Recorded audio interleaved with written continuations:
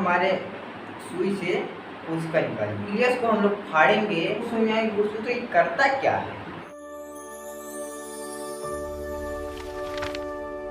Shubham education में आपका स्वागत है।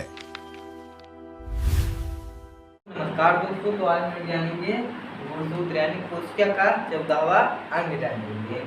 तो देखिए इन गुणसूत्र के बारे में हम लोग समझते हैं। जब ये कोशिका का अंग है तो देखिए यह कहाँ पाया जाता है, कोशिका में ही पाया जाता है। जैसे आप समझिए, अब हमारे सुई से कोशिका निकालिए।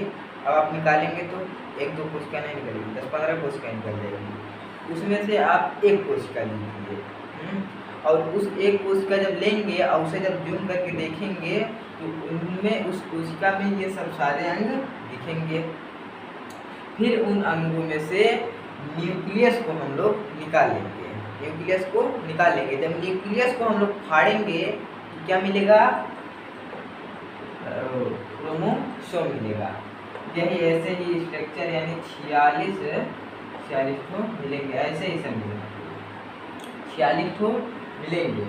फिर उसके बाद हम जब इसे फाड़ेंगे, इसे हम लोग फाड़ेंगे तो इसके अंदर क्या मिलेगा, तो इसके अंदर डीएनए, आरएनए और जीन मिलेगा।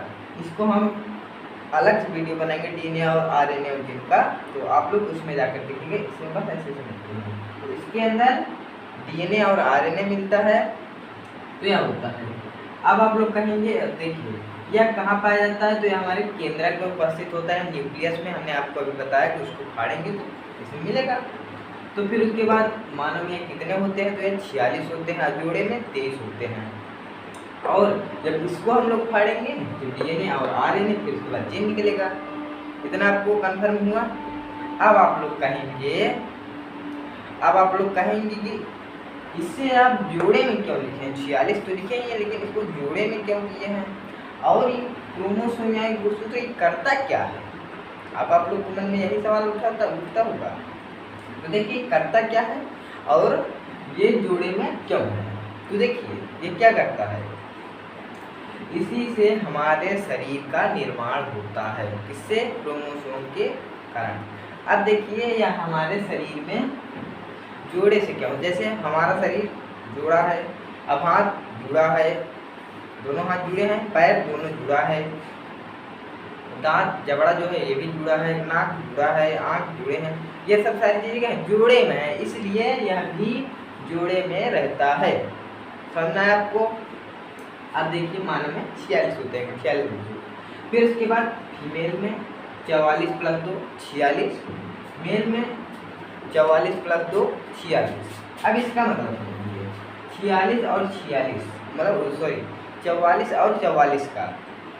तो देखिए यह मतलब मानव का शरीर यानी स्त्री हो या पुरुष, दोनों का शरीर 99% क्या रहता है, एकदम मिलता जुलता रहता है। और उसमें से 2% यानी 10% जैसे ये 2 है, इन्हीं के कारण क्या होता है, अलग हो जाता है। किसके, ये 2 क्रोमोसोम के कारण। एक यानी फीमेल में XX भी होता है और मेल में X और Y भी होता है। देखिए इसके ही कारण यानी ये 2 के कारण इनको मतलब 99% तो मिलता है, यानी फीमेल का किडनी मेल में लगा सकते हैं, मेल का किडनी फीमेल में लगा सकते हैं, तो ऐसे हो सकता है, यानी हर एक अंग अदला बदली कर सकते हैं। तो देखिए ये जो होता है तो यह किसके कारण होता है, जनन अंग के मतलब उसमें बदलता है। तो यह इसको हम समझाएंगे बाद में आपको।